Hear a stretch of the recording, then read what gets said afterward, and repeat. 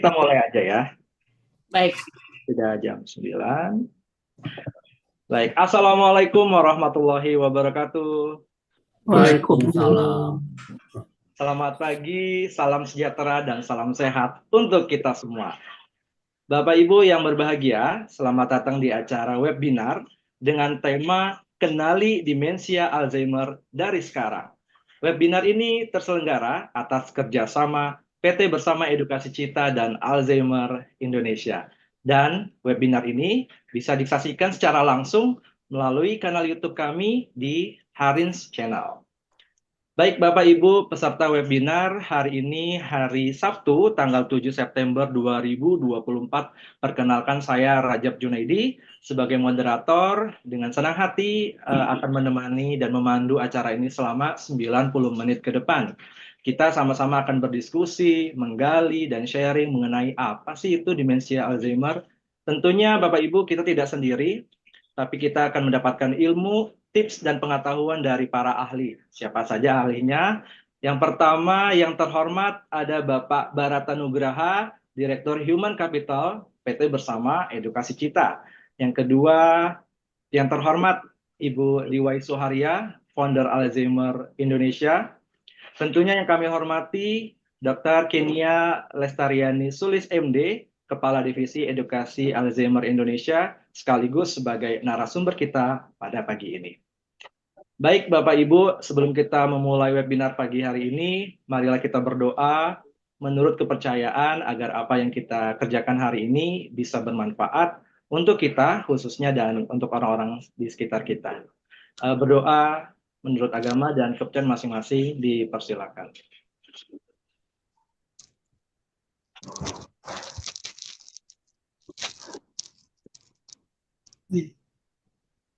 Baik, berdoa selesai. Baik Bapak Ibu, kemudian kita akan melanjutkan ke acara selanjutnya, yaitu akan ada welcome remark dari Bapak Barata Nugraha selaku Direktur Human Capital PT Bersama Edukasi Cita. Kepada Bapak, kami persilakan. Terima kasih Mas Rajab. Assalamualaikum warahmatullahi wabarakatuh. Salam sejahtera buat kita semua. Semangat pagi. Salah satu masalah yang sering ditemukan pada lansia adalah kondisi di mana kemampuan otak masalah akan mengalami penurunan atau dikenal dengan demensia yang bisa mempengaruhi emosi, daya ingat, serta pengembalian keputusan, pengambil keputusan yang suka salah. Misalnya, ulang tahun istri tanggal berapa ya? Tadi kunci simpan di mana? Udah lupa. Seperti contoh di atas, gejala awal dari suatu penyakit yang disebut demensia Alzheimer. Sayangnya, hal ini sering disepelekan hingga Alzheimer menjadi semakin berat karena terlambat penanganannya. Bagi semua yang ada di sini, setelah sesi ini mungkin akan berpikir apakah anggota keluarga yang menunjukkan gejala demensia Alzheimer tersebut nanti akan tahu teknik merawat dan mendampingi orang dengan demensia serta memahami apa yang perlu dilakukan untuk mengurangi risikonya. Terima kasih kepada tim Alzheimer yang sudah berkenan berbagi pengetahuan untuk kita semua demi meningkatkan kualitas hidup bersama. Ada beberapa kutipan Alzheimer. Yang pertama, waktu dan kesehatan adalah dua aset yang berharga, yang tidak dikenali dan hargai sampai keduanya hilang. Yang kedua, kesehatan selalu tampak berharga setelah kita kehilangannya. Selamat mengikuti webinar ini. Semoga bermanfaat untuk kita semua. Tapi saya ada tips dari ayah mertua saya, Bapak Yaya Suarya. Halo Pak, Halo, yaitu Soroja dan Semanggi. Sehat, rohani, jasmani, dan semangat tinggi. Jangan lupa tapi Bapak Ibu sekalian untuk donasinya ya. Terima kasih. Wassalamualaikum warahmatullahi wabarakatuh. Silakan saja. Baik, terima kasih Bapak Barata atas welcome remark-nya, sangat menginspirasi. Beliau plus buat Bapak Barata. Oke, luar biasa ya Pak. Sangat menginspirasi buat kita semua nih yang muda-muda teman-teman. Ternyata di sini for your information, Ibu DY, Dr. Ken, ternyata pesertanya bukan hanya lansia ya, banyak ternyata di bawah umur 30 tahun nih pesertanya, sangat luar biasa buat menginspirasi kita semua. Baik, agar lebih menarik lagi, marilah kita ke acara selanjutnya, yaitu ada welcome remark dari founder Alzheimer Indonesia. Siapa sih beliau? Beliau adalah Direktur Regional Alzheimer Internasional Wilayah Asia Pasifik dan pendiri Alzheimer Indonesia, sebuah LSM yang bertujuan untuk meningkatkan kualitas hidup penderita demensia. Ibu DY menjandang gelar Magister dari Universitas Perth Australia. Wow, kemudian beliau juga lulusan dari Ohio State University USA dan beliau juga lulusan dari Universitas Indonesia Diploma Sastra Inggris. Ibu DY memiliki pengalaman lebih dari 20 tahun di bidang kesehatan. Dan Ibu DY sekarang bekerja sebagai konsultan komunikasi kesehatan dengan Bank Dunia, WHO, dan UNICEF sejak tahun 2016. Baik, tidak perlu panjang lebar lagi, marilah kita sambut Ibu DY Suharya. Kepada Ibu kami persilakan. Terima kasih Mas Rajab, Pak Barata. Mas Rajab, nama Mas Rajab itu artinya agung ya, kemuliaan. So, Assalamualaikum warahmatullahi wabarakatuh, yang dimuliakan semua oleh Tuhan. Kita bersyukur bisa ada di sini. Dan sangat besar apresiasi kami dari Alzheimer Indonesia atas inisiatif PT Bersama Edukasi Cita. Ya, kita selalu bisa melakukan apapun apabila dilakukan bersama-sama dengan niat untuk mengedukasi dan menggapai cita dan cinta, ya. Misalnya ditambahkan lagi semua, kalau dari hati akan panjang impact-nya. Yang saya juga mau mengapresiasi Kepala Divisi Sains, Dr. Ken-nya ini domisilinya di Doha, Qatar. Jadi dimanapun kita berada, kita selalu bisa mengaktifasi potensi ilahi kita yang tertinggi, yang dialokasikan beliau di hari ini. Dan kita berharap, tadi Mas Rajab menyampaikan tidak hanya lansia, tapi anak muda. Justru dari muda perlu tahu 10 gejala Alzheimer, justru dari muda perlu tahu bagaimana kita bersikap di samping lansia, orang dengan demensia ataupun lansia. Dan saya sangat beruntung masih diberikan kesempatan bisa mendampingi ayah saya 95 tahun yang udah keren pakai baju batik ungu dan sangat semangat ingin ikut hadir dan berpartisipasi karena kita semua terinspirasi juga oleh almarhumah Ibunda Tin Suharya yang membantu kita memahami tentang caregiving journey. 2 dari 3 orang di dunia menurut WHO akan menjadi caregiver atau akan menjadi orang yang di take care. Jadi penting sekali kita semua untuk tahu bagaimana kita mengaplikasikan ini. Saya juga mau menyampaikan 100 lebih negara di dunia di bulan September ini melakukan kegiatan edukasi, jalan sehat, dan sebagainya.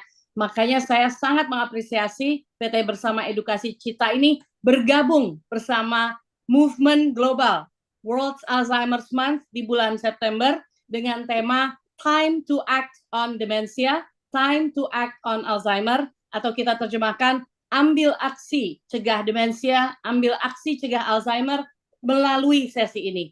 Terima kasih sekali lagi atas dukungan partisipasinya dan follow sosmed Alzi karena kita banyak sekali berbagai kegiatan di berbagai kota di Indonesia yang kita selenggarakan bekerja sama dengan para koordinator wilayah Alzi kita dan dokter-dokter multidisiplin. Terima kasih. Assalamualaikum warahmatullahi wabarakatuh. Waalaikumsalam warahmatullahi wabarakatuh. Terima kasih Ibu Diwai Suharya. Waduh, nambah semangat nih jadinya ya, karena ternyata menurut ya, Ibu Diwai kita harus dari sejak dini ya Ibu Diwai ya untuk mengetahui gejala-gejala demensia Alzheimer ini. Baik, hadirin terhormat Bapak Ibu peserta webinar selanjutnya, marilah kita ke acara utama, yaitu acara kita yang sama-sama nantikan, materi yang sangat menarik yang akan disampaikan oleh narasumber kita. Narasumber kita siapa sih? Aduh, narasumber kita ini sudah hadir, Dr. Kenia Lestariani Sulis MD. Beliau adalah lulusan dari Universitas Indonesia tahun 2006 di Faculty of Medicine. Kemudian beliau tadi yang sudah disampaikan oleh Ibu Diwai bahwa Dr. Ken ini berdomisili di Qatar sejak tahun 2009 sampai sekarang. Dan beliau sampai saat ini 2024 bekerja sebagai partisipan of workshop dan edukator dan konsultan di Qatar Care, First Home Care Agency di Qatar. Tidak perlu panjang lebar lagi, mari kita sambut Ibu Dr. Kenia Lestariani Sulis MD. Kami persilakan. Ya, terima kasih Mas Rasjab. Assalamualaikum warahmatullahi wabarakatuh. Selamat pagi untuk para hadirin semua yang saya hormati Pak Barata, kemudian ada juga Om Yaya di sini, ada Kak Diwai Suharya dan juga kepada host Kak Rajab. Terima kasih atas kesempatannya. Kali ini kita akan membahas tentang materi yang mungkin banyak orang sering mendengar ya, tapi belum tahu persis seperti apa. Sebelum kita mulai, saya ingin mengajak Bapak, Ibu, kakak-kakak semua untuk melakukan senam otak bersama. Di sini kita juga, kayaknya juga telah hadir di tengah-tengah Zoom kita ini adalah instrukturnya ini. Kebetulan sebenarnya adalah kakak dari Kak Diwai Suharya, Kak Leli ini akan kita putar bersama video senam otak dari Alzheimer Indonesia yang nanti silahkan Bapak Ibu kakak-kakak bisa mengikutinya, gerakannya diikuti saja, boleh sambil berdiri, boleh sambil duduk, mari kita simak bersama.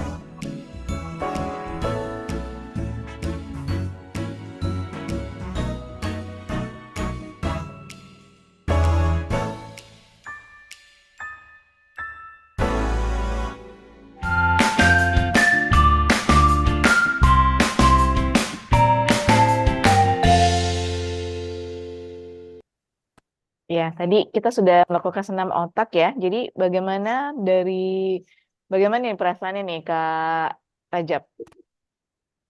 Rasanya mudah apa mudah nih? Alhamdulillah 90% bisa ngikutin. Alhamdulillah ya. Baiklah. Kita mudah-mudahan dengan melakukan senam otak tadi menambah semangat kita semua untuk menyimak bersama. Jadi kita akan bahas tentang apa itu demensi Alzheimer dan bagaimana mencegahnya. Berikut adalah gambaran gejala nih. Seperti tadi misalnya tadi ada tulisan jangan maklum dengan pikun. Kira-kira pikun itu apa nih Kak Rajab? Atau ada peserta yang mau menjawab apa ya pikun itu? Kalau menurut Kak Rajab sendiri bagaimana Kak Rajab? Pikun itu apa Kak? Kalau menurut saya pikun itu identik dengan para lansia ya, Dok. Ya, Tapi berkembangnya waktu ternyata pikun itu juga belum lansia banyak juga yang udah pikun gitu. Mungkin lebih pelupa, lupa ya. ya, pelupa, Dok. Ya, betul. Nah, sebenarnya yang tepat terjadi adalah bukan hanya lupa ya. Nanti akan kita bahas apa itu demensia. Tapi sebelum kita membahas definisi demensia, kita simak dulu video 10 gejala demensia Alzheimer yang mungkin bisa jadi terjadi di sekitar kita dengan orang-orang kita sayangi. Kita simak bersama. Tahukah Anda apa itu Alzheimer? Alzheimer adalah gangguan penurunan fungsi otak yang mempengaruhi daya ingat, emosi, perilaku, dan fungsi otak lainnya. 1 dari 10 orang yang berusia di atas 65 tahun mengidap Alzheimer. Setiap 3 detik, ada 1 orang terdiagnosa Alzheimer di dunia. Alzheimer belum bisa disembuhkan. Obat yang ada hanya untuk memperlambat progresivitas dan mengatasi gejala Alzheimer. Kurangilah risiko terkena Alzheimer. Kenali 10 gejala umum penyakit Alzheimer. Gangguan daya ingat. Pak, anak-anak nanti jadi pulang kan?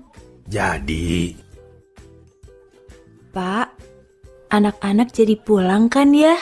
kok tanya lagi? Kan barusan sudah dijawab, Bu.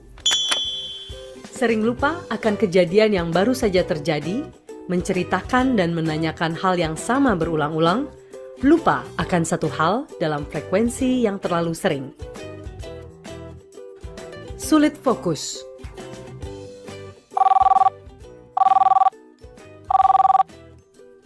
Halo? Halo? Ini telepon udah rusak mungkin ya. Kok nggak bisa dipakai? Melakukan hal yang biasa dan sederhana menjadi lebih susah dan perlu waktu lama. Sulit melakukan kegiatan sehari-hari. Dari tadi nulis perencanaan keuangannya, kok nggak selesai-selesai, Bu? Seringkali sulit untuk merencanakan atau menyelesaikan tugas sehari-hari. Bingung cara mengatur keuangan, bahkan bingung cara mengemudi. Disorientasi waktu. Anterin ibu yuk, Mau kemana jam 10 malam begini, Bu? ke pasar. Disorientasi tempat. Bingung akan waktu di mana mereka berada dan tidak tahu jalan pulang. Susah memahami visual spasial. Ayo Pak, pulang. Ini cara keluarnya gimana ya? Bu, kok tumpah-tumpah dibiarkan? Hah? Tumpah? Apanya? Kesulitan memahami visual spasial dapat kita lihat dari kesulitan mengukur jarak, membedakan warna, tidak mengenali wajah sendiri di cermin, menabrak cermin atau pintu kaca ketika berjalan, serta kesulitan mencari jalan keluar yang sebelumnya dilalui. Gangguan berkomunikasi. Pak, tolong ambilin itu, itu loh, jam dinding ibu di... Maksud Ibu, jam tangan. Iya, jam tangan. Gangguan berkomunikasi dapat kita lihat dari kesulitan berbicara dan mencari kata yang tepat di dalam sebuah percakapan, serta bingung untuk melanjutkannya. Menaruh barang tidak pada tempatnya. Pasti kamu ya Udin yang ambil dompet. Tidak, Nyonya. Sumpah. Menyimpan barang tidak pada tempatnya, bahkan kadang curiga ada yang mencuri atau menyembunyikan barang tersebut, sehingga berdampak terhadap orang-orang di sekitarnya. Salah membuat keputusan. Ini mas, uangnya. Loh, kebanyakan Bu. Belanjaan ibu cuma 20.000 aja. Salah membuat keputusan meliputi bingung menentukan suatu hal, susah menghitung, berpakaian tidak serasi atau terbalik, dan lain sebagainya. Menarik diri dari pergaulan.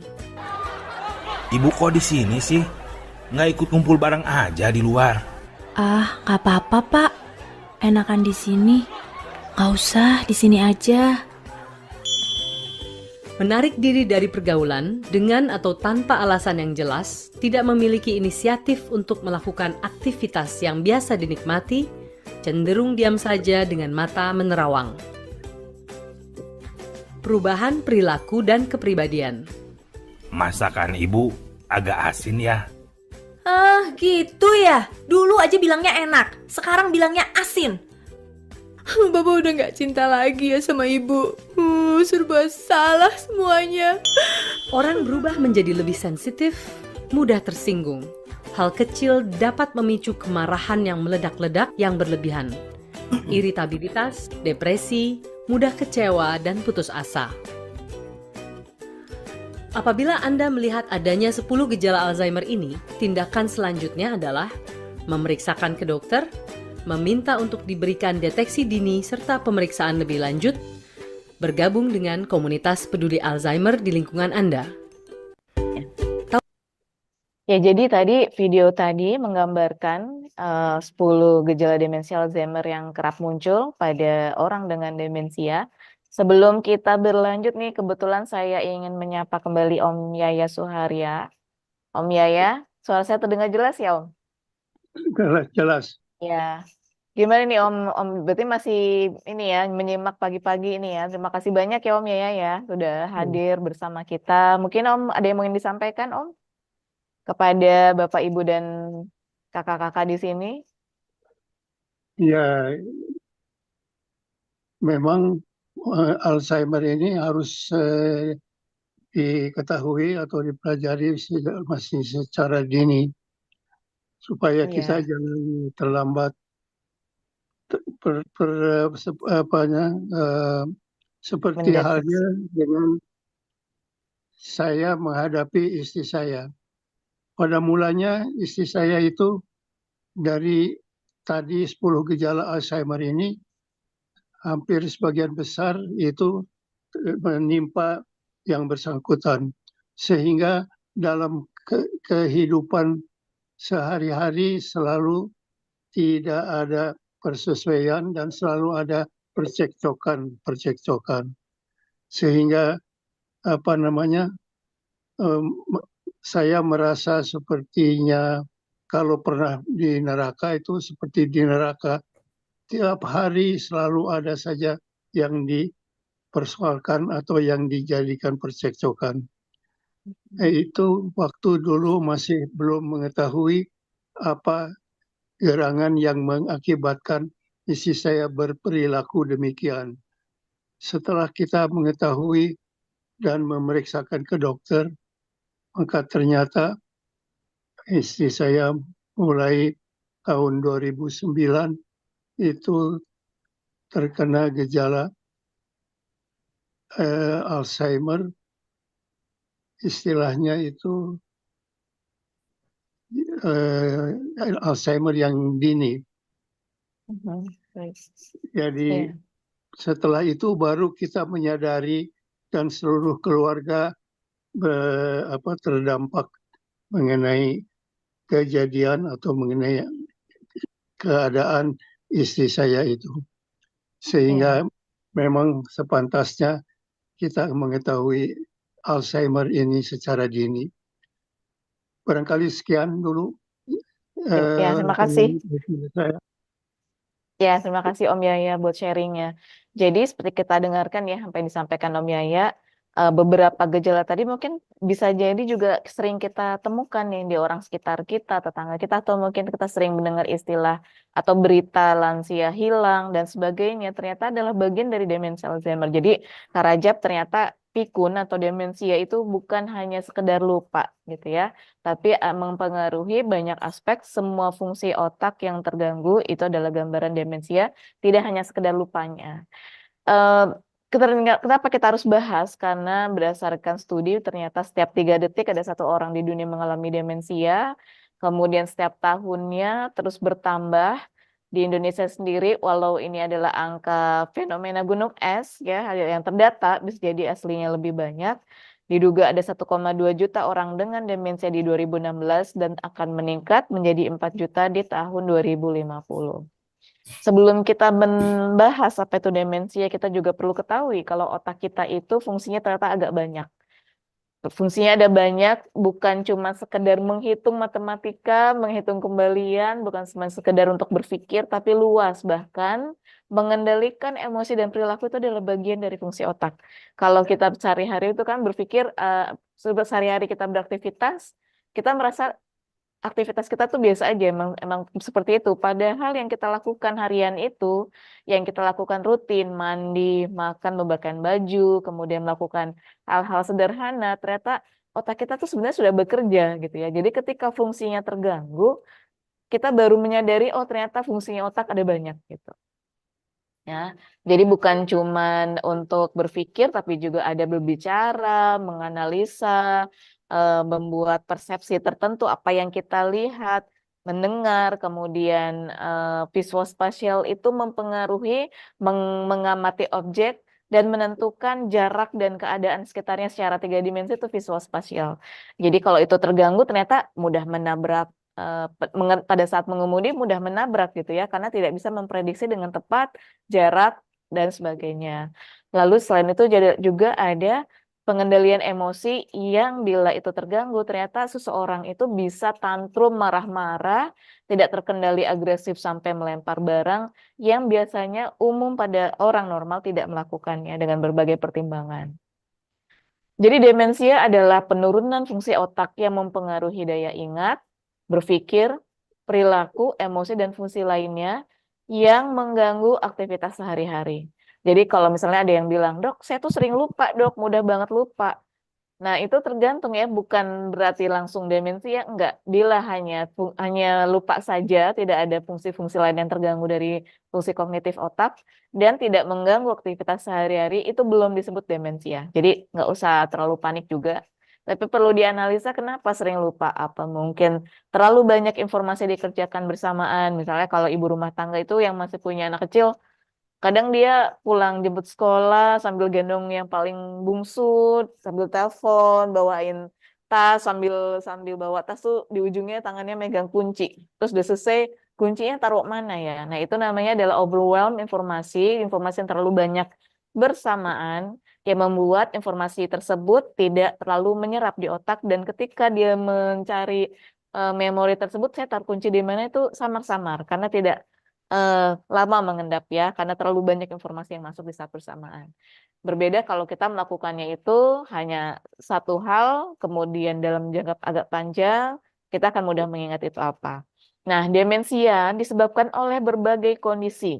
Ada beberapa kondisi penyakit yang mungkin merupakan demensia primer yang bagian dari penyakitnya itu, tapi juga ada gangguan-gangguan lain yang penyakitnya bukan di otak tapi menimbulkan gejala seperti demensia. Contoh pada kasus delirium kegawat daruratan pada lansia.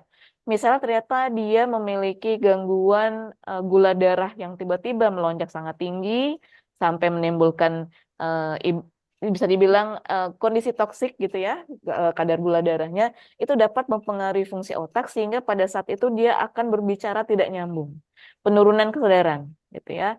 Kan orang berpikir, wah ini ada apa nih? Apa demensia? Enggak, sesuatu yang demensia itu pada delirium kegawat daruratan lansia itu sifatnya akut tiba-tiba. Kalau demensia ini sesuatu yang karena memang penyakit dasarnya ada di otak pada yang kita sebutkan bahas hari ini, itu lebih jangka panjang. Jadi perubahannya itu tidak tiba-tiba. Jadi hati-hati kalau ada perubahan-perubahan perilaku, ucapan yang tidak nyambung, atau hal-hal yang biasanya lansia kita tidak melakukannya, periksakan ya. Jadi bisa jadi delirium, atau bisa jadi ada penyakit yang lain, atau bisa jadi demensia.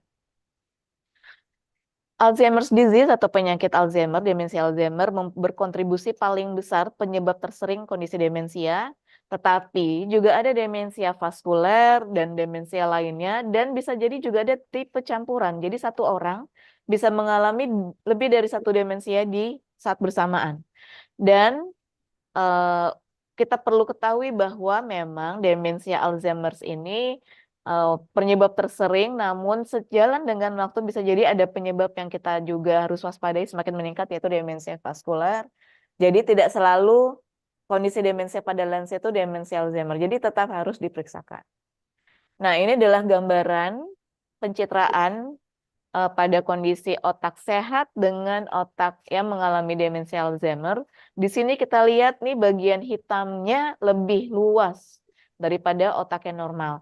Dan bagian putih abu-abunya lebih sempit daripada volume dari yang normal. Itu artinya adalah pada kondisi demensia Alzheimer, otaknya menyusut, ya, mengkerut, gitu ya.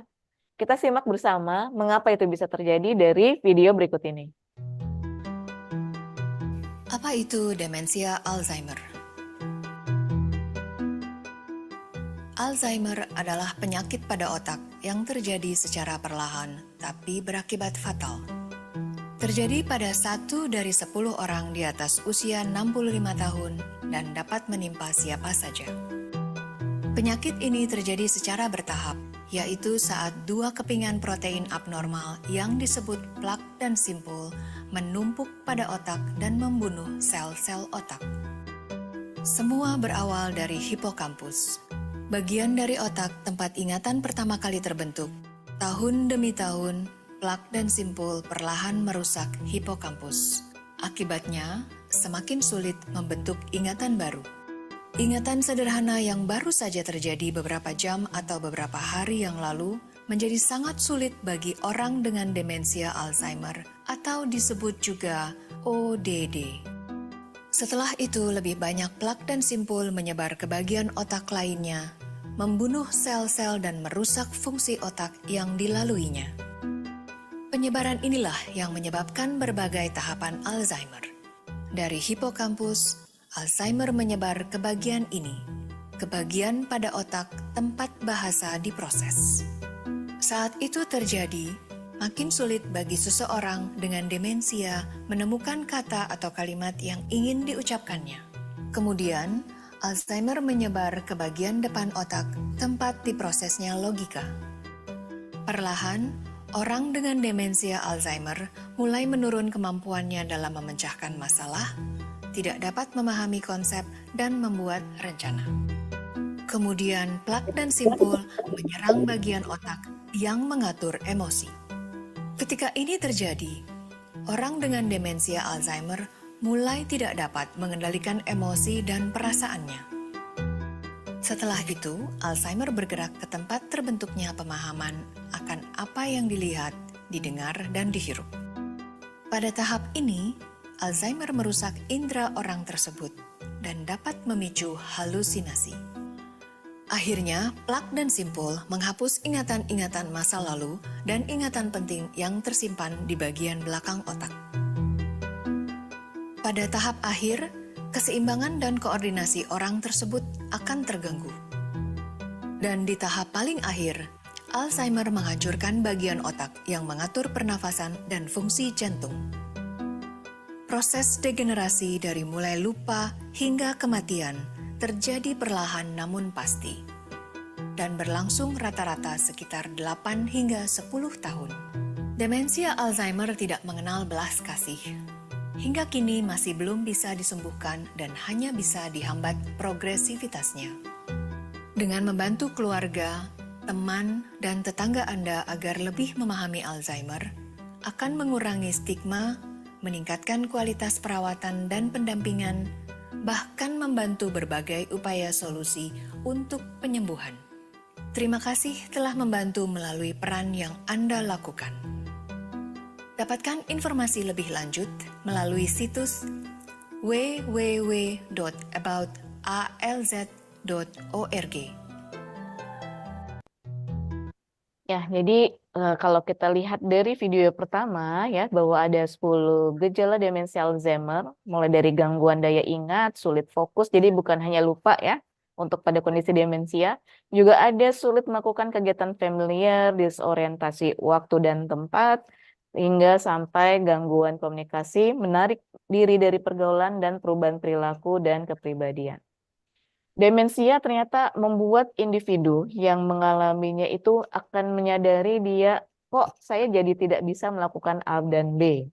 Dia merasa semakin sulit berkomunikasi, mengambil keputusan, hingga melakukan perawatan diri. Jadi membuat dirinya dia merasa sudah tidak sama lagi. Dan itu tentu saja akan menimbulkan emosi-emosi yang mempengaruhi orang sekitarnya. Ada 12 faktor resiko demensia yang sudah ditemukan dan terbaru ada 2 resiko tambahan yaitu selain minim aktivitas fisik atau malas gerak juga ada merokok, konsumsi alkohol berlebihan, polusi, riwayat cedera kepala, jarang bersosialisasi, kurang edukasi, dan beberapa penyakit kronis seperti obesitas, hipertensi atau darah tinggi, diabetes, depresi, gangguan pendengaran, dan 2 lagi adalah tingginya angka LDL kolesterol dan juga gangguan penglihatan. Faktor-faktor resiko ini membuat otak mudah mengalami demensia. Jadi bila ada kondisi yang disebutkan di sini, kalau bisa dihindari untuk menurunkan resikonya. Jadi dengan apa menghindarinya? Ya perbanyak aktivitas fisik, menghindari merokok atau berhenti rokok. Kemudian tidak mengkonsumsi alkohol, menghindari polusi, yang punya riwayat cedera kepala harus memeriksakan dengan seksama sampai tuntas, dan mereka yang sering berkendara menggunakan alat pengaman seperti helm dan sebagainya. Lalu ada jarang bersosialisasi, maka untuk menghindarinya adalah mencari lingkungan atau komunitas yang kita bisa rutin bersosialisasi. Kalau sudah pensiun bisa mencari aktivitas lain. Kalau di Jakarta itu sangat aktif posyandu lansianya ya. Saking aktifnya itu mereka sangat-sangat rajin bikin acara, entah angklung, nanti ada kegiatan ABC, tamasya bareng. Cuman saya sayangnya jarang melihat kakek-kakek di situ. Yang banyak tuh ibu-ibu ya. Jadi ya nggak tahu apa memang seperti itu kondisinya jumlah lansia perempuannya, tapi perlu kita ubah stigma bahwa lansia laki-laki pun juga sebaiknya memanfaatkan posyandu lansia karena banyak sekali aktivitas bermakna yang sangat bagus untuk menjaga agar kognitif para otak lansia ini juga dapat terus terlatih ya, terus terstimulasi. Kalau kurang edukasi berarti menghindarinya dengan memperbanyak mempelajari sesuatu, lalu pastikan kondisi-kondisi kesehatan dan terganggu itu terlaksana dan atau terkendali dengan terus rutin berobat. Selain itu, penting untuk menerapkan pola hidup sehat, melatih otak tetap aktif, berpikir positif, dan beraktivitas produktif dan kreatif. Jadi contoh nih, dok, saya sih nggak nganggur dok kalau di rumah gitu ya, yang para lansia misalnya. Terus ngapain Bu? Hobi saya nonton dok. Wah, giliran nonton, ternyata nonton gosip ya, karena kan di TV itu, di channel-channel Indonesia kadang itu nonstop gitu ya. Nah, apakah itu produktif? Kira-kira produktif nggak nih Kak Rajab? Kalau nonton? Buat lansia. Secara pengetahuan informasi mungkin iya, tapi enggak juga sih. Iya, nanti tergantung apa yang ditonton. Banyak sekali tontonan seperti pada contoh gosip gitu ya. Itu ternyata berdampak negatif loh Kak buat otak kita dan buat tubuh kita. Jadi saya punya case nih sedikit di luar topik. Seorang dokter spesialis kulit bingung pasiennya tuh datang perasaan udah terkendali eksimnya, ini datang parah gitu ya. Terus ditanya, ibu, Nik ada apa nih bu? Kok kambuh lagi, parah lagi? Perasaan kemarin udah bagus. Terus ibunya dengan polos curhat gitu ya, ya dok, saya nonton berita dok, ada artis yang begini begitu gitu ya. Saya nggak bisa tidur jadinya dok. Nah jadi dokternya bingung, ini kan yang ngalamin bukan dirinya ya, orang lain, tapi dia menempatkan mungkin ada berita negatif tentang kejadian peristiwa yang memang membuat perhatian se-Indonesia tuh ke situ dan ternyata tuh menimbulkan dampak bagi kesehatan yang mendengar. Jadi hati-hati kalau kita menonton sesuatu yang negatif, bisa jadi itu belum tentu bermanfaat baik untuk otak. Jadi aktivitas produktif, carilah aktivitas yang tidak pasif. Kalau nonton kan pasif. Jadi aktivitas yang tidak pasif, menghasilkan sesuatu dan bermanfaat, gitu ya. Nah, Kementerian Kesehatan Indonesia juga sudah mengeluarkan kampanye tentang hidup sehat cerdik. Cek kesehatan rutin, karena banyak sekali penyakit kronis yang tidak menimbulkan gejala. Seperti diabetes itu bisa jadi nggak ada gejala, Kak. Jadi emang kadang saya punya case ya di diaspora di sini, ketika terkena COVID dia mengalami infeksi cukup berat dan baru ketahuan oh ternyata pas diperiksa dia punya diabetes. Padahal memang nggak tahu dan selama ini katanya nggak ada gitu ya. Jadi terkadang banyak penyakit-penyakit yang memang tidak bergejala jadi harus periksa rutin dan dikendalikan. Lalu enyahkan asap rokok, rutin olahraga, rajin aktivitas fisik minimal 25-30 menit sehari. Kalau mau di-compile, misalnya nggak sempet tiap hari olahraga, bisa 150 menit seminggu. Ya, boleh di-break dengan sesuai keadaan. Kemudian diet nutrisi seimbang ya, yang D itu artinya semakin pertama tidak berlebihan, jadi jangan sampai, oh saya makan cuma dikit 1 porsi doang, tapi porsinya ngambil mangkok yang besar, size 2 porsi gitu ya. Enggak, tapi disesuaikan dengan porsi kebutuhan dan perkayalah bahan makanan dengan berbagai warna. Lalu I, istirahat cukup. Minimal tidurnya berapa lama nih, Kak Rajab? Kalau orang normal. Normal kayaknya sih 8 jam ya, Dok. Ya, boleh 8 jam, boleh kurang. Asal tidak boleh di bawah 4 jam. Jadi kalau kurang tidur misalnya di bawah 4 jam itu bisa meningkatkan risiko penyakit kardiovaskular seperti stroke dan serangan jantung. Tetapi pada lansia kadang tuh emang nggak bisa tidur, jadi emang kebutuhan tidurnya sedikit, semakin tua. Nah, bisa disiasati supaya komplit 4 jam, minimal 4 jam, kalau bisa 5-6 jam, bagus. Itu adalah dengan tidur siang. Jadi kalau udah lansia itu kalau udah ngantuk banget di siang, biasanya kan gitu ya, pagi-pagi itu udah bangun habis subuh atau nggak habis tahajud, emang nggak tidur lagi, emang nggak bisa. Nah, itu kalau bisa, kalau misal siang ngantuk, tidurkan saja. Jadi kompilasi total jumlah tidur itu adalah dengan tidur malam dan tidur siang. Jadi menyehatkan juga tidur siang pada lansia. Yang berikutnya adalah kelola stres. Kelola stres ini tiap orang memiliki metode masing-masing, cara masing-masing untuk mengendalikan atau mengatasi stresnya. Bisa dengan membaca, dengan berdoa, dengan berzikir, dengan melakukan aktivitas bersama keluarga, dan lain-lain. Nah, ternyata demensia juga memberi dampak terutama pada orang di sekitarnya.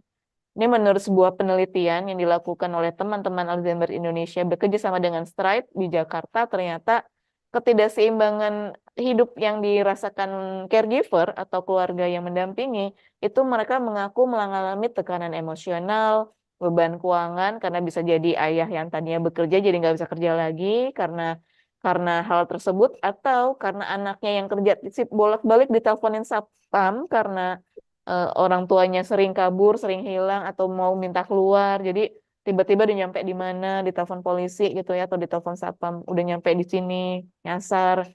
Jadinya bolak-balik kan bisa jadi mengancam dari kantor atau perusahaan tuh, kok kamu tiap sering sekali izin seperti itu. Caregiver dan keluarga juga sering mengaku mereka merasa kurang dapat dukungan dari terutama tetangga atau orang sekitar gitu ya. Ini kalau tengah malam berisik karena memang jam istirahatnya berbeda ya, namanya sundowning, malah lebih melek, lebih seger di malam hari pada orang dengan demensia. Akibatnya keluarga tuh, tetangga tuh suka komplain, kok berisik banget ya? Karena ada beberapa ODD itu yang suka teriak-teriak, jadi disangka tetangga tuh dipukulin malam-malam seperti itu ya. Jadi akhirnya dikucilkan atau mungkin dijauhi oleh tetangga, jadi dia merasa kurang dukungan. Dan banyak teman yang mulai menjauhi karena diajak kemana-mana selalu nggak mau gitu ya, karena harus ngurus orang tua. Maka jadi isolasi sosial. Begitu juga dengan pekerjaan terganggu serta stigma di masyarakat tentang demensia dianggap macam-macam nih, mulai dari ada sihir lah, stres lah, gila dan sebagainya, yang itu membuat mereka bebannya semakin berat. Ya, jadi ada banyak sekali dampaknya. Lalu apa yang harus dilakukan bila terdapat gejala demensia? Bila ada 2-3 gejala dari 10 gejala di awal yang menetap atau mungkin memburuk selama 6 bulan terakhir, maka harus memeriksakan kepada dokter di fasilitas kesehatan terdekat, bisa juga dengan spesialis bila tidak menggunakan, misal langsung dengan asuransi swasta ataupun jalur pribadi, itu bisa langsung ke spesialis di rumah sakit. Ada 3 spesialis yang menangani demensia Alzheimer, yaitu yang pertama adalah neurologi, spesialis neurologi, yang kedua adalah spesialis psikiatri atau kesehatan jiwa, dan geriatri atau penyakit dalam, subgeriatri yang mengurusi lansia.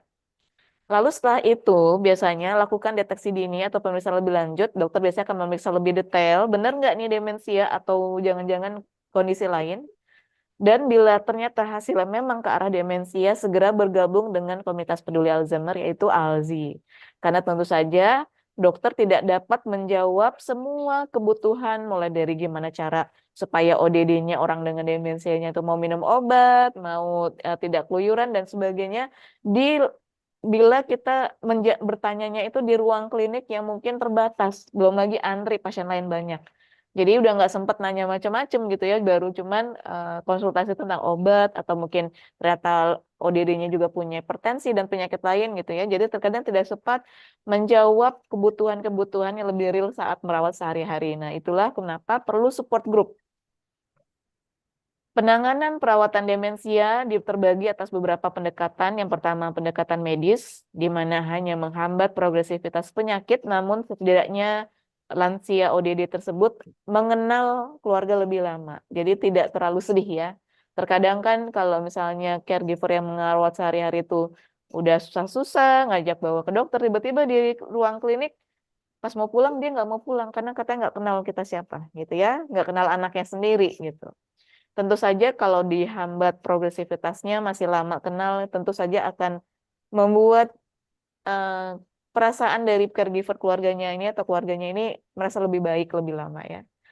Berikutnya adalah pendekatan non-farmakologi atau non-obat-obatan, di mana yang paling diutamakan adalah bagaimana orang sekitar, minimal keluarga dan caregiver, mengupayakan agar ODD ini tetap bisa mandiri. Jadi bahkan pada kasus ODD dengan tahap lanjut yang hanya berbaring saja karena sudah lumpuh, itu bahkan idealnya kalau dimandikan itu dia mengambil sponsnya atau anduk yang buat melap itu dengan tangan yang dia masih bisa gunakan, gerak, dan wilayah yang masih bisa dia bersihkan. Jadi baru yang lain itu yang tidak dapat terjangkau oleh tangannya, itu yang dibantu orang lain. Jadi bagaimana kondisi ODD saat itu masih kita dorong untuk bisa beraktivitas mandiri dengan berbagai kondisi. Walau mungkin kalau misal makan pakai sendok lebih lama, nggak apa-apa, biarkan saja. Mungkin kalau makan sendiri jadi berantakan, nggak apa-apa, biarkan saja, karena itu akan menjaga fungsi-fungsi motorik dan otaknya bertahan. Lalu merawat dan mendampingi ODD dengan penuh kasih sayang dan menjaga kualitas hidup orang dengan demensia, minimal mereka ditreat ya seperti mereka masih punya bermartabat, masih kita ajak ngomong walau mungkin jawabannya nggak nyambung. Sama seperti kayak contoh ya Kak Rajab kalau melihara kucing, kan manggil pus pus, mamam sini. Kan belum tentu dijawab, pus lapar gitu ya, kan nggak dijawab cuman meong gitu ya. Nah, ketika diajak bicara, walau mungkin ODD-nya sudah tidak bisa berbicara, membalas kata-kata kita atau menjawabnya, tapi tetap jadi disuapin itu sambil, oh pinter makannya, terus dilap, oh ini bersih ya, sekarang kita mandi dulu, dan sebagainya. Jadi begitulah ya, kalau mendampingi orang dengan demensia, perlu kesabaran dan pendekatan yang lebih pendekatan psikososial dengan terus menstimulasi indera fungsi yang masih tersisa. Lalu tentunya dalam merawat dan mendampingi harus berbasis individu, disesuaikan. Karena ada individu yang nggak suka dengan makanan ini, atau pendekatan dengan suara seperti itu. Karena semua orang itu merupakan manusia yang unik, dan kita juga perlu mengetahui latar belakang. Jangan-jangan nih biasanya, oh kalau karena ayah nih tadinya adalah seorang pendidik, maka sering kita kalau ngajak ngomong seputar pendidikan. Atau kan kalau ayah ini tadinya seorang prajurit, maka sering kita bahas tentang hal yang mungkin dia lebih familiar dibanding kita membahas hal yang dia tidak mengerti sama sekali kalau kita ajak bicara. Kalau tadi kita sudah bahas bahwa pendekatan setelah mengetahui diagnosis, setelah mendeteksi dini, dan kemudian mendapatkan diagnosis dari dokter, bergabung dengan komunitas peduli demensia Alzheimer, saya sedikit bercerita tentang Alzheimer Indonesia. Alzheimer Indonesia yang didirikan oleh Kak Dwi Suar yang tadi memberikan sambutan, itu adalah sebuah organisasi non-profit yang bertujuan visinya untuk meningkatkan kualitas hidup orang dengan demensia Alzheimer serta keluarga serta caregiver di seluruh Indonesia. Berdiri sudah 11 tahun, kemudian merupakan anggota dari Alzheimer's Disease International yang aktif melakukan kampanye awareness dan advokasi untuk meningkatkan kesadaran masyarakat tentang demensia Alzheimer. Lalu ALZI juga didukung oleh pemerintah, Kementerian Kesehatan, Kementerian Sosial, berbagai komunitas swasta, termasuk juga para relawan dari berbagai usia dan berbagai latar belakang. Ya, jadi dukungan Kementerian Kesehatan ini salah satunya adalah saat ini ALZI mendapat kepercayaan untuk membuat sebuah e-learning nantinya yang berupa modul tentang demensia Alzheimer yang dapat diakses secara gratis oleh seluruh lapisan masyarakat di Indonesia dengan berhubungan dengan platform Ayo Sehat ya dari Kemenkes.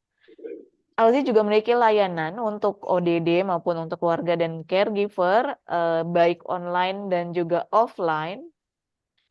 Dan juga kami juga memiliki layanan Narazi untuk mendeteksi dini, melakukan diagnosis, serta konsultasi seputar kesehatan ataupun perawatan ODD, dibantu oleh tenaga kesehatan, dan juga memiliki layanan perawatan dan pendampingan ODD berupa atau caregiver dengan ada caregiver meeting counseling, saling berbagi, saling mendukung. Ada berbagi cerita, yaitu ketika seorang caregiver berpengalaman yang merupakan relawan ALZI memberikan konsultasi atau memberikan advice kepada caregiver lain yang mungkin masih baru mendapatkan diagnosis keluarganya. Jadi masih bingung nih harus ngapain. Nah, itu ALZI memiliki layanan beta dan layanan Narazi yang dapat membantu teman-teman. Saat ini yang sudah disampaikan oleh Kak Dwi Suarya adalah bulan Alzheimer Dunia bulan September, di mana memang tidak kita rayakan, tapi kita peringati untuk menambah momentum agar semakin banyak orang, semakin banyak pihak, termasuk stakeholder, pemerintah lainnya, untuk peduli bahwa ternyata demensia ini sesuatu yang tidak sepele, gitu ya. Dengan hashtag silakan kawan-kawan semua bisa berpartisipasi. Kalau lagi posting, boleh nih screenshot nih ikut acara webinar tentang demensia hari Sabtu pagi, boleh dikasih hashtag Time to Act on Demensia atau WAM 2024. Dan yang terdekat, ALZI akan mengadakan pada 20 September nanti acara puncak dari World Alzheimer's Month 2024, yaitu meresmikan ALZI Academy dan Healthy Aging Center di Unikat Majaya. Dan di sini ada posternya, silakan nanti kalau ingin berminat bergabung gitu ya, dan mengikuti acaranya biar ya minimal ada aktivitas produktif yang bisa dilakukan di hari Jumat. Silakan Bapak Ibu semua bisa melihat informasi lebih lanjut di media sosial ALZI dan mendaftar dengan menghubungi nomor care line yang nanti saya akan share juga di chat. Bagaimana mendukung Alzheimer Indonesia? Pertama, follow sosial medianya ALZI, bantu nyebarin nih, ada misalnya ada info bagus tentang demensia, boleh disebarkan ya, walau kita bukan dokter, kita bukan nakes, silakan. Atau saya mau dong gabung jadi relawan ALZI, biar nih dok, biar saya nggak pikun misalnya gitu ya, biar tetap produktif, otaknya terlatih, terstimulasi, silahkan bergabung dengan menjadi relawan ALZI. Bisa juga membantu program-program ALZI agar lebih banyak dampaknya untuk membantu ODD di seluruh Indonesia, baik yang mampu maupun tidak mampu, dengan berdonasi di rekening mandiri ke Yayasan Alzheimer Indonesia, serta memaksimalkan kemampuan dan potensi untuk mendukung ALZI.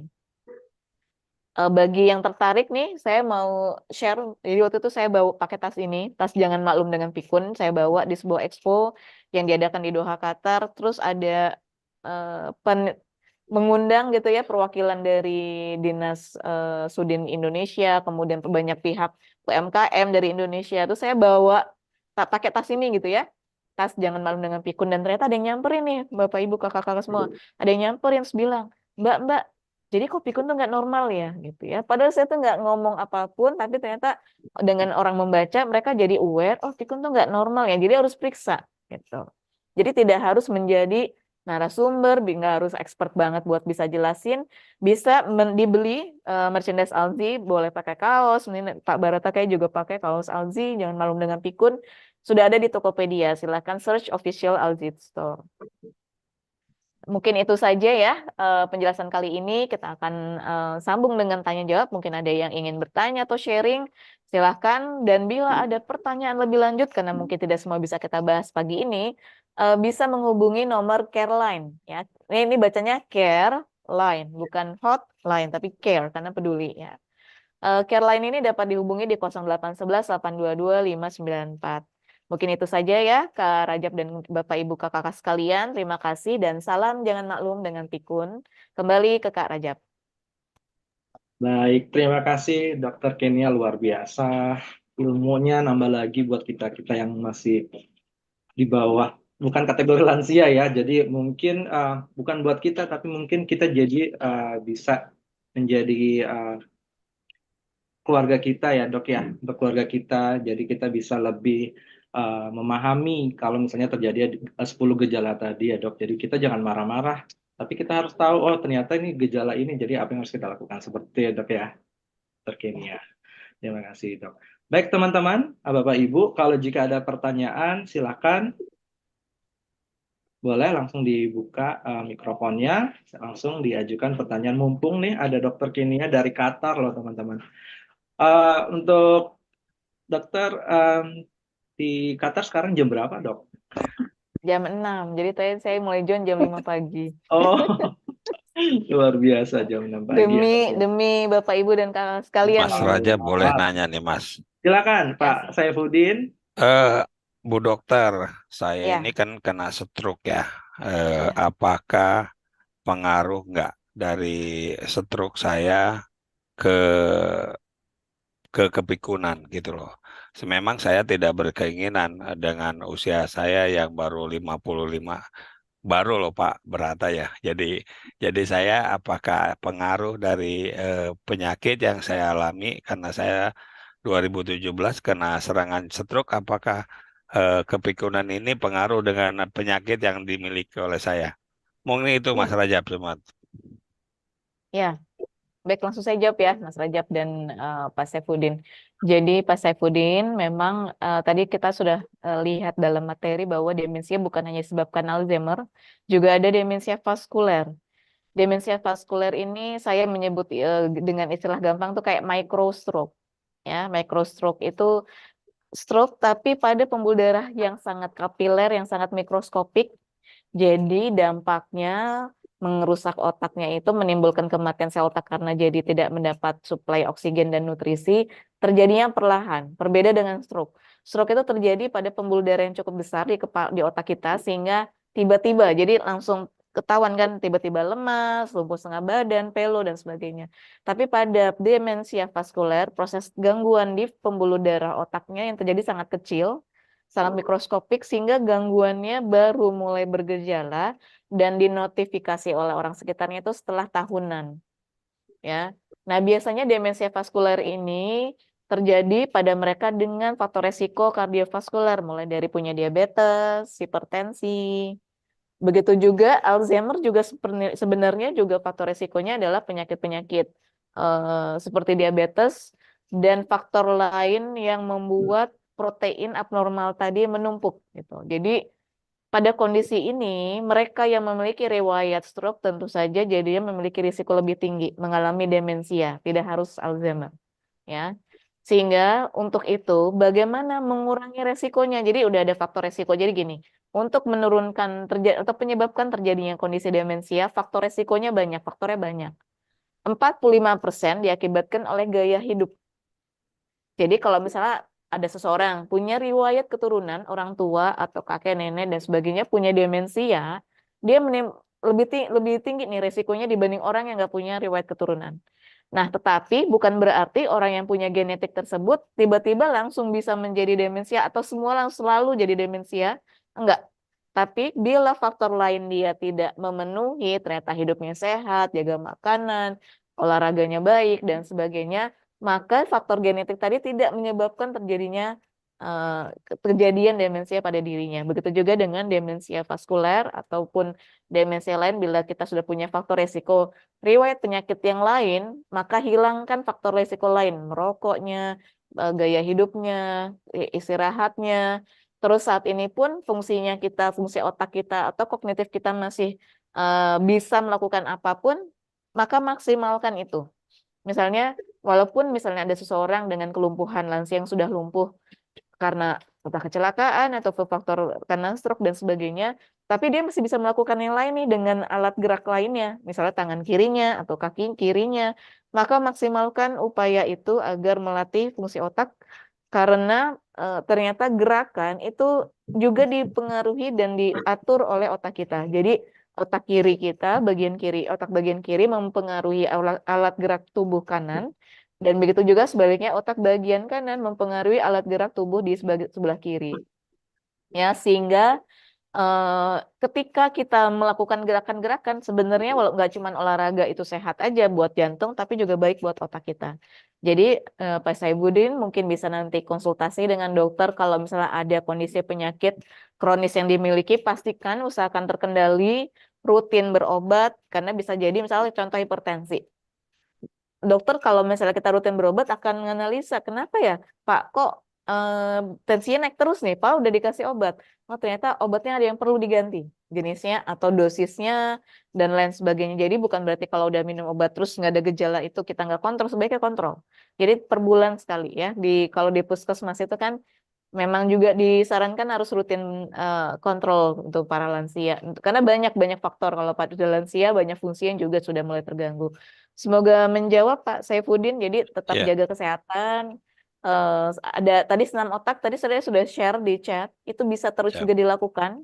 Senam otak bisa dilakukan dalam keadaan bahkan duduk, tiduran, ODD orang dengan demensia bisa ngikutin pelan-pelan, bisa bersama dengan cucu atau anak, karena itu pada senam otak tadi kalau kita praktekkan dan mungkin ada yang salah gitu ya, misalnya seharusnya begini gitu kan, terus nggak bisa, biasanya kan tertawa ya, dan tertawa itu pada saat kita tertawa otak kita mengeluarkan neurotransmitter atau hormon yang positif di otak yang juga menyehatkan jantung kita. Seperti itu Pak Saifuddin, semoga sehat Terima selalu ya Pak ya. Ya, Amin. Terima kasih Bu Dokter. sama-sama. Terima kasih Pak Saifuddin. Selanjutnya Dok, ini ada dari Ibu Madarina, Dok, di chat bertanya, apakah Alzheimer bisa diobati dengan terapi herbal? Ya, baik. Baik Ibu, memang saat ini obat-obatan yang ada itu baru hanya menghambat progresivitas penyakit ya. Jadi belum bisa menyembuhkan atau menghilangkan prosesnya. Jadi proses penumpukan protein abnormal atau matinya sel-sel saraf dengan berbagai kondisi itu tidak bisa di-stop saat ini. Belum ada obat yang dapat menghentikan proses itu. Tetapi terapi-terapi yang lain, beberapa studi menyatakan ada yang cukup efektif efektif buat menghambat, ada juga yang cukup lemah datanya.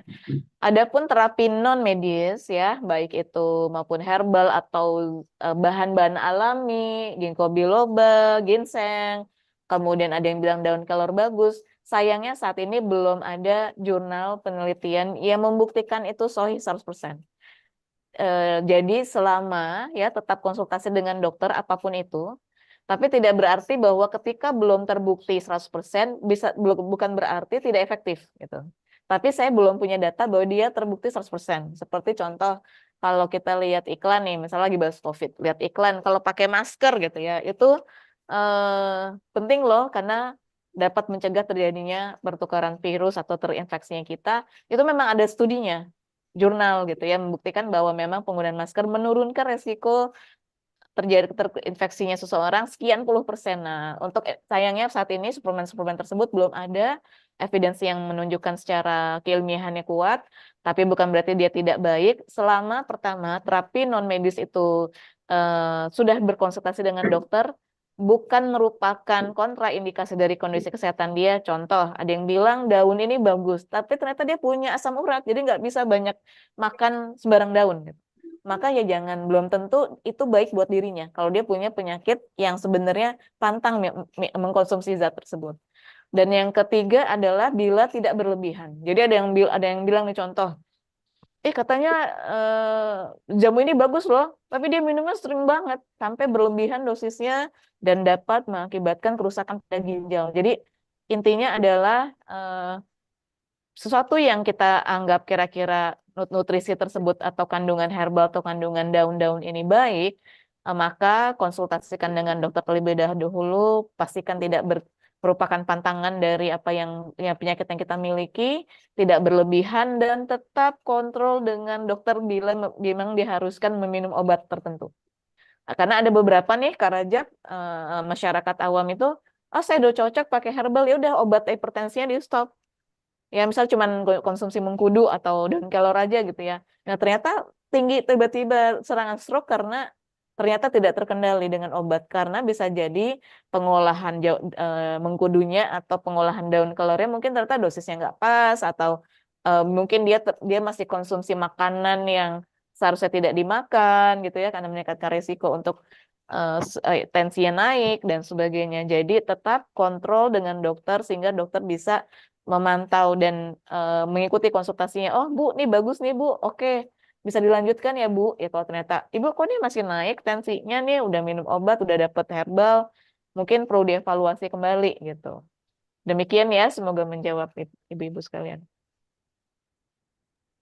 Baik, semoga menjawab ya Ibu Madarina tadi. Kemudian ada lagi, kita masih ada waktu. Silakan jika ada yang mau ditanyakan, bapak-bapak, ibu-ibu, kakak-kakak, nih masih ada yang muda nih saya lihat. Izin Mas Rajab, saya bertanya. Silakan Ibu. Iya, saya Dokter Palupi, Dokter Kenia. Oke. Ya, selamat pagi. Ya, selamat pagi. Saya ibu saya menderita demensia. Umur 82 tahun. Kemarin saya sudah berkolaborasi dengan dokter neurologi. Kemudian ya, saya kembali bertanya sebenarnya target optimal dari pengobatan demensia ibu saya di usia 82 tahun itu apa ya? Karena memang demensianya sudah berat, artinya jangka pendek pun dia sangat tidak bisa mengenali. Terima kasih dokter. Ya, terima kasih Dokter Palupi. Langsung saya jawab ya, Kak Rajab. Jadi memang pendekatan terapi baik farmakologi non farmakologi pada ODD, orang dengan demensia, itu tujuan utamanya adalah meningkatkan kualitas hidup. Dalam artian, contoh misalnya, bila seseorang dengan demensia tidak mendapatkan terapi apapun, nggak dapat obat, terus keluarga, ini mungkin banyak terjadi gitu ya, keluarga tuh nggak peduli, jadi dikiranya tuh bukan sakit. Jadi ada beberapa case bahkan mengalami penelantaran atau neglect dan juga bullying, atau entah dikecaci maki kasar, makan berantakan banget sih, dimakan ditelan bukan diberantakin gitu ya. Atau bahkan saya punya case seorang diaspora tinggal di Eropa, dia ngurus ibunya sendiri dan dia itu sampai mencubit karena ibunya emang makan aja tuh nggak tahu cara makan, jadi udah dimasakin nggak tahu gitu, tapi kan dia capek ya, jadi si diaspora ini, caregiver anaknya ini capek jadi dicubit ya. Jadi itu karena kondisi yang dimana terjadinya penurunan fungsi kognitif itu terus berlanjut, yang fungsi yang tadinya mungkin hanya lupa, ini ternyata merambat ke berbagai fungsi lainnya, mulai jadi komunikasi akhirnya ngomong nggak nyambung, atau bahkan afasia, yaitu tidak ngomong sama sekali. Jadi kira-kira gimana nih yang ngerawat kalau nggak ngomong sama sekali? Atau bahkan kalaupun dia masih bisa bicara, ngomongnya nggak nyambung dan cenderung marah-marah karena, contoh, ada sebuah video ilustrasi demensia Alzheimer di UK. Jadi yang saya pernah lihat itu, jadi dia itu maunya roti, ya, mau minta roti, lapar, tapi dia keluarnya di mulut itu kopi, Kak. Jadi bilang ke anaknya, nak, saya mau minta kopi. Anaknya ngambilin kopi. Oh enggak, bukan ini, karena dia tuh maunya roti, lapar. Terus karena dia ini yang datang kopi, dia marah-marah gitu ya. Tentu hal itu, walaupun mungkin terkesan sepele, tapi kalau itu terjadi tiap hari gimana? Kan nggak happy dua-duanya. Anak yang nggak happy atau asisten yang nggak happy. Begitu juga dengan orang dengan demensi ini, kok nggak ngerti banget sih, kok saya dikasih hal yang orang lapar malah dikasih minum panas gitu ya, seperti itu. Jadi hal itu adalah faktor hal-hal yang dipertimbangkan dalam tata laksana dengan demensia. Jadi tidak cuman hanya sekedar fungsi kognitifnya harus gimana nih. Jadi gini, bila kita buat grafik ya, Dokter Palupi, kita buat grafik penurunan fungsi kognitif otak. Nih mudah-mudahan tangan saya kelihatan kalau pakai virtual background ya. Jadi misalnya pada demensia itu dia menurunnya seperti kurva, lama-kelamaan si curving gitu ya, membelok lah, nggak yang lurus simetris gitu ya. Jadi membelok lama-lama turun sampai ke nol, eksisnya nol. Jadi nggak bisa motorik, nggak bisa, komunikasi nggak bisa, makan minum nggak bisa, berpikir nggak bisa dan sebagainya. Hanya merespon dengan mungkin kedipan mata. Nah, mungkin mendengar juga udah nggak bisa ya.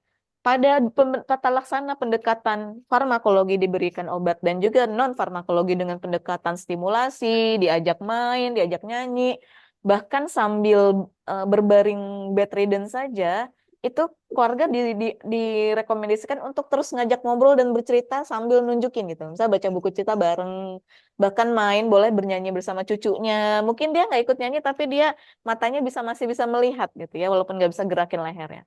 Kenapa? Karena stimulasi itu akan membuat kurva tersebut akan lebih landai, nggak langsung drastis turun. Gitu. Jadi lebih landai. Fungsinya menurunnya perlahan, yang mengakibatkan dia bisa bertahan, tanda petik, sadar lebih lama, kemudian yang keluarga juga masih bisa menikmati, berinteraksi dengan kondisi dia yang masih tanda petik utuh gitu ya, masih bisa kita ajak, masih bisa membalas lah, menjawab, berinteraksi dengan kita lebih lama. Dan itu yang targetnya dalam pendekatan tata laksana demensia gitu dok. Tiap orang, tiap ODD punya variasi.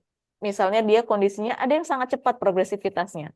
Misalnya dengan berbagai kondisi medis, dia punya hipertensi juga, dia punya diabetes dan sulit terkendali. Tetapi umumnya yang lebih maksimal dalam berbagai studi itu adalah pendekatan non farmakologi yang ternyata dampaknya sangat signifikan. Jadi ternyata ketika ODD itu dikelilingi oleh support yang baik, contoh kalau dia numpahin atau dia lupa nggak diomelin, mama kan aku tadi udah jawab di sini, kok mama lupa mulu. Bentakan-bentakan itu akan mempengaruhi otak dia juga, membuat dia sedih, dan ketika sedih itu membuat otak menghasilkan neurotransmitter negatif yang memperburuk kondisinya. Jadi biasanya ODD akan cenderung sangat-sangat cepat progresivitas perburukannya bila pertama kondisi medisnya tidak terkendali, dan yang kedua support dari keluarga yang sangat-sangat kurang, bahkan tanda petik cenderung neglect atau bahkan melakukan bullying ya, verbal maupun abuse secara fisik. Jadi itu tujuannya ya, dengan harapan mungkin walau ya pada tiap orang berbeda-beda, dok saya udah begini udah begitu tapi kok makin terus memburuk, karena memang perburukan itu pasti ya, karena memang otaknya itu terus proses penumpukan akumulasi protein abnormal itu terus terjadi, tapi yang kita harapkan adalah terjadinya perlahan.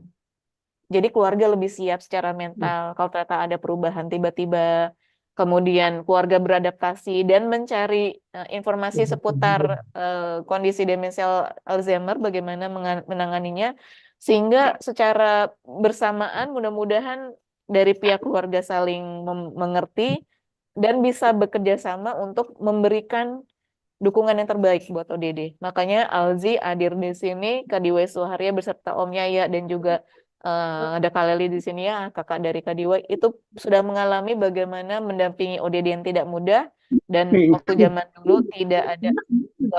dulu itu belum ada komunitas seperti ini.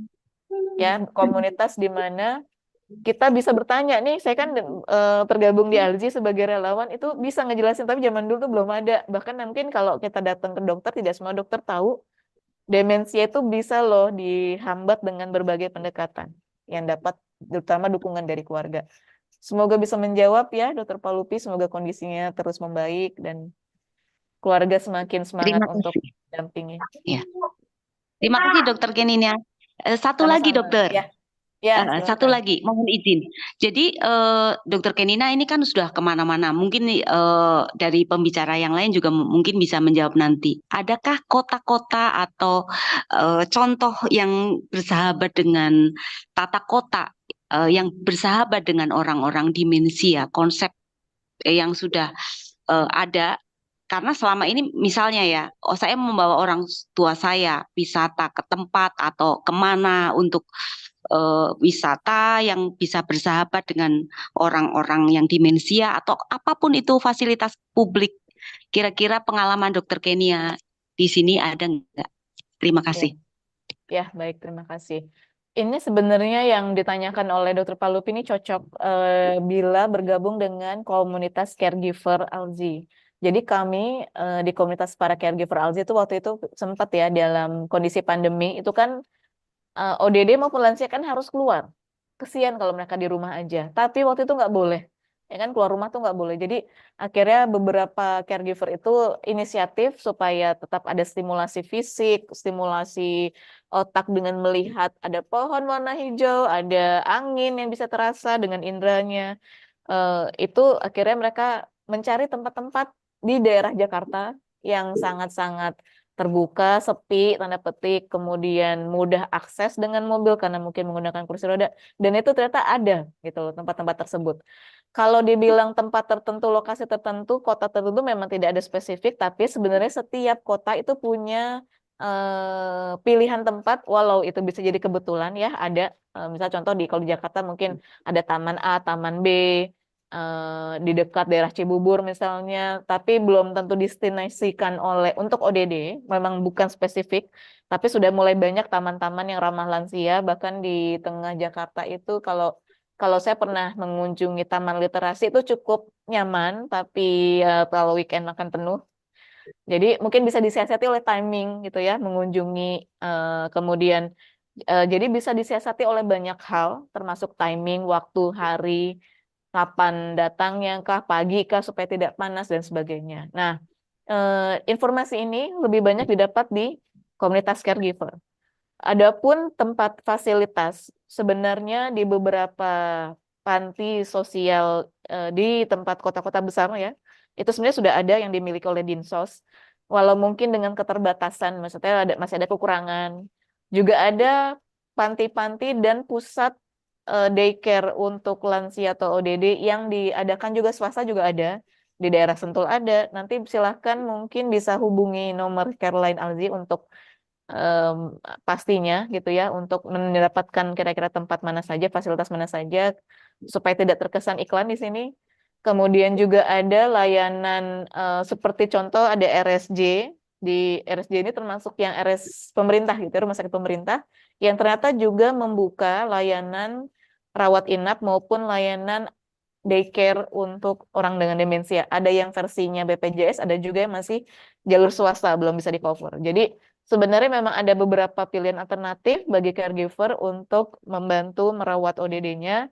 Cuma memang informasinya tuh belum ada di mana tepatnya gitu. Maksudnya belum ada paketnya, tapi nantinya sebenarnya di tiap ibu kota provinsi, bila dia Dinsos dan Dinkesnya aktif, biasanya mereka punya fasilitas panti tersebut, baik panti lansia yang umum sehat maupun panti lansia dengan demensia itu ada di berbagai kota sebenarnya ada. Jadi itu juga bisa jadi alternatif, bisa dikunjungi. Memang bagi caregiver paling penting adalah ketika ingin memilih sebuah tempat fasilitas untuk membantu merawat ODD harus survei.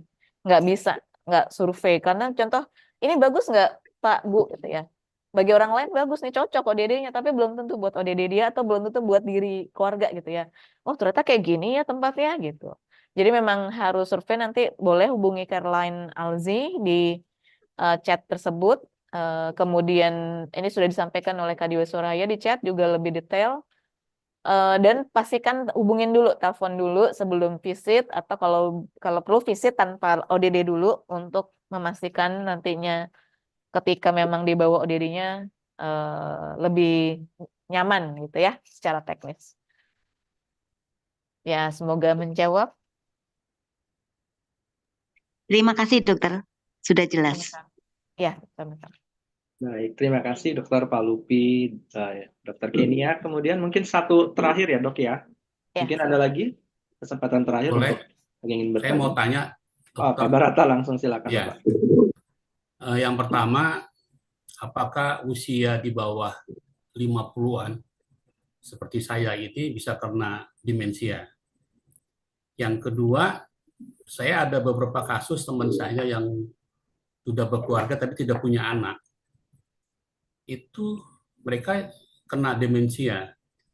Tapi yang kena itu kebanyakannya perempuan. Apakah demensia banyaknya kenanya ke perempuan, Dok? Terima kasih, Dok. ya, ya. Langsung saya jawab ya Kak Rajab. Jadi memang terima kasih Pak Barata atas pertanyaannya. Yang pertama, apakah bisa terjadi demensia di bawah usia 50 atau di bawah 60? Jawabannya bisa. Yang kita sebut dengan young onset atau early onset demensia. Dan ini biasanya dipengaruhi oleh berbagai faktor. Ada faktor genetiknya, ada juga faktor yang dimana terpapar oleh faktor resikonya terus-menerus. Misalnya kerjanya di tempat polusi, dia pernah riwayat cedera kepala berat, atau cedera kepala berulang gitu ya. Misal contoh pada atlet, kan ada misal atlet tinju, kan bolak-balik di itu ya, dapat cedera kepala gitu ya. Nah, pada kondisi tersebut memungkinkan sekali terjadinya demensia lebih dini, lebih awal, sebelum usia 60 tahun. Dan perlu kita ketahui juga pasca pandemi ini beberapa ilmuwan walaupun belum terbukti, beberapa ilmuwan memprediksi akan ada peningkatan yang onset atau early onset demensia, yaitu demensia vaskuler. Karena memang virus COVID-19 itu mempengaruhi memberi dampak kepada sistemik secara vaskuler. Jadi misalnya dia kan tadinya batuk doang, tapi ternyata ada yang bikin, dok, kalau pas kena infeksi COVID tuh lemot gitu. Jadi lama aja mikirnya, karena memang yang dipengaruhi bukan cuma pernafasan paru ya, infeksi COVID itu virusnya juga mempengaruhi vaskuler, termasuk vaskuler di otak. Jadi mudah-mudahan ya sebisa mungkin kita menghindari faktor resiko itu dengan precaution ya, tetap menjaga dari infeksi, karena bukan COVID yang kita khawatirkan, tapi dampak impactnya pasca infeksi. Kemudian yang kedua, kebanyakan terjadi pada wanita, benar sekali. Wanita berisiko 3 kali lipat lebih tinggi daripada laki-laki. Faktornya banyak, mulai dari karena wanita memiliki usia hidup lebih panjang dari umumnya daripada laki-laki. Kemudian yang kedua ada faktor hormon, yaitu menopause, di mana estrogen ternyata tidak hanya berfungsi untuk kesuburan. Ternyata estrogen ngaruh ke tulang, ngaruh ke imunitas, bahkan ternyata estrogen pun mempengaruhi dengan fungsi otak kita. Jadi faktor menopause itu mempengaruhi, dan estrogen mempengaruhi mood dan afek atau perasaan mental atau kondisi psikis seseorang, yang membuat kondisi menopause membuat wanita menopause itu cenderung labil. Jadi gampang sedih, gampang tersinggung, gampang sensitif, gampang down, gampang macam-macam, membuat paparan emosi negatif tersebut dapat mempengaruhi kesehatan otaknya. Jadi kalau bisa nih buat para ibu-ibu, dijaga sebaik mungkin, karena tentunya menopause tidak bisa kita hindari, kita juga tidak bisa memilih, kita nggak jadi perempuan ya nggak ya. Jadi kita karena udah tahu nih ada faktor resikonya, maka usahakan kita minimalkan faktor resiko lainnya. Dengan paparan stres, dengan paparan hal yang membuat kita berpikir negatif, karena itu tidak menyehatkan otak maupun tidak menyehatkan jantung dan anggota tubuh lainnya. Jadi tetap positive thinking, kemudian cari aktivitas. Makanya saya senang itu kalau di daerah posyandu lansianya aktif, itu ibu-ibu tuh luar biasa gitu ya. Ada yang angklung, ada yang berbagi ilmu, belajar ngajarin bikin sampo, bikin sabun, ngerajut, dan lain-lain, yang sebenarnya ketika seseorang itu berbagi, mengajarkan kembali, itu dia menggunakan otaknya dengan sangat bagus, sangat optimal, dan ketika berkumpul sama orang lain, dia terus mengasah, karena kadang perempuan itu sayangnya nih Pak Barata nih kondisinya, ketika anaknya udah mentas gitu ya, udah kerja, itu biasanya udah mulai kesepian. Gitu ya. Jadi udah mulai kesepian, dan ternyata loneliness itu meningkatkan resiko terjadinya demensia ataupun depresi pada lansia. Jadi tolong yang anak jarak jauh seperti saya ini sering video call, atau mungkin sering menanyakan kabar via chat, itu akan membantu, dan encourage atau dorong ibunya yang mungkin anak-anaknya sudah tidak di dalam rumah itu untuk mencari kegiatan lain yang positif bersama teman-teman dengan circle yang positif. Ya, semoga menjawab Pak Barata dan Kak Rajab. Baik, terima kasih. Sebenarnya ada satu pertanyaan lagi karena waktunya tinggal 3 menit lagi, Dok. Apa berkenan, Dok? Jawab. Boleh saya jawab singkat? Ya, Singkat silakan. aja ya, dikit ya, Dok. Dari Pak Finantius Dwi Bekti, apakah Alzheimer dan kondisi kejiwaan itu berkaitan? Terima kasih. Ya, jadi dibilang kondisi kejiwaan itu relatif dalam artian sebenarnya yang kita sebut dengan jiwa itu adalah termasuk include di situ adalah pikiran dan psikologi kita, ya. Jadi kalau kita bilang gangguan jiwa, padahal kalau dalam medis istilahnya adalah mental health, kesehatan mental. Itu adalah yang disebut dengan jiwa. Kesehatan mental ternyata bukan cuma soal perasaan nih, Kak Rajab. Ternyata ketika seorang itu merasa sedih, merasa happy, otaknya itu ngeluarin zat. Jadi sebenarnya yang mengatur mental kita adalah otak. Itulah kenapa saya tadi sebutkan di awal, ternyata otak yang kecil itu, tapi ternyata menyita makanan terbanyak, sirkulasi terbanyak dari seluruh tubuh kita, itu otak pertama kali. Makanya kalau ada seseorang serangan jantung, yang paling cepat otaknya, organnya itu mengalami cedera hingga sampai rusak, itu pasti otak. Karena dia butuh lebih banyak darah nih. Karena ternyata otak itu bahkan mempengaruhi perasaan kita. Apa yang kita sampaikan, kita marah, contoh nih, proses marah. Ada orang ngomong sesuatu, telinga kita mendengar, suara itu masuk ke otak, di otak dicerna, dia ngomong apa. Lalu otak juga bagian prefrontal cortex misalnya menentukan, ini bikin saya marah apa enggak. Ini tuh benar apa salah. Itu otak. Ketika dia memutuskan, oh ini ternyata menyinggung saya, dia marah. Saya marah tuh, kalau saya marah saya mau ngapain. Nah, itu ternyata proses rangkaian itu adalah kerjanya otak. Jadi bisa ditanya apakah kejiwaan berhubungan sama Alzheimer, tentu ada hubungannya. Apalagi bila kondisi kesehatan jiwanya itu terus terganggu dengan berbagai faktor, mulai dari contoh